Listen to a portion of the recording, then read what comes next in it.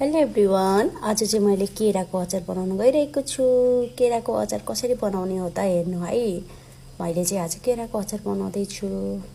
अब यसलाई मैले यो चाहिँ उसिनेर रेडी पारिसकेँ। मैले केरालाई अघि देखाएको केरा यसलाई उसिनेर रेडी पारिसकेँ। ल हेर्नु, अब यसलाई यसको बोक्रा यसरी गऱ्यो भने कति सजिलो निस्किन्छ के। यो होइन, उसिनिसकेपछि केराको बोक्रा चाहिँ छिटो निस्किन्छ के। मैले चाहिँ केरालाई खोल्चाएर सफा बनाएर राखेको छु होइन। अब यसको सेकेन्ड प्रोसेस म हजुरलाई देखाउँछु। यतिको बनाएर यसरी नै सबै केरालाई पालै पिलो गरेर काटिदिने। यसलाई चाहिँ मैले यतिको बनाएर काटेको छु। मैले चाहिँ सबै केरा काटिसकेँ। यस्तो भएको छ है। अब एकछिनपछि मैले यो अचारमा राख्नको लागि प्याज काटेँ होइन। एउटा प्याज अनि त्यसपछि तीन चारवटा खुर्सानी काटेँ। अब यसलाई चाहिँ मैले यसमा मिक्स गर्छु। त्यसमा झान्छु पहिला होइन।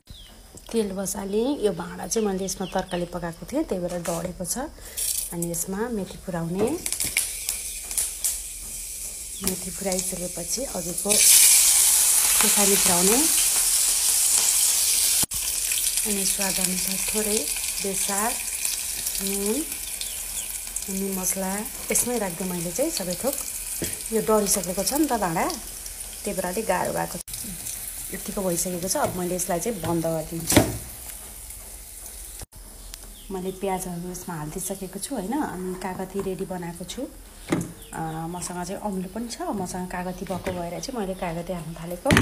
हजुरहरूले अमिलो हाल्दा पनि हुन्छ, यसमा केही फरक पर्दैन। यसमा आलु जे हाल्दा पनि हुन्छ क्या, मिठो हुन्छ। मैले अघि झानेको थिएँ नि, त्यो झानेको चाहिँ यसमा मैले हालिदिइसकेको छु। अब म यसमा चाहिँ यो कागतीहरू पालै पालो सबै कागतीहरू निचार्छु होइन। कागती निचारिसकेपछि यसलाई मजाले मिक्स गर्ने। अघिको यसमा भएको त्यो उसहरू हालेर सबै। अब यसमा सबै थोक परिसकेको छ के। ल हेर्नुहोस्, दामी भएको छ। खाँदा पनि एकदमै मिठो अनि हेल्दी अनि छिटो पनि। कति छिटो भयो होइन त। हजुरहरूले यसलाई रोटीसँग, भातसँग, जेसँग खाँदा पनि हुन्छ। यतिकै बसेको अल्छी लागेको बेलामा अब यस्तो बनाएर खाँदा पनि मिठो हुने। हेर्नुहोस्, मेरो अचार रेडी भएको छ। मैले चाहिँ अचार सर्भ गरेँ। यसरी त हजुरहरूले मजाले बसेर बनाएर खान सक्नुहुन्छ। हेर्नु कस्तो दामी भएको छ। हेर्दा पनि खाउँ खाउँ लाग्ने होइन त साथीहरू। चट्ट खाने।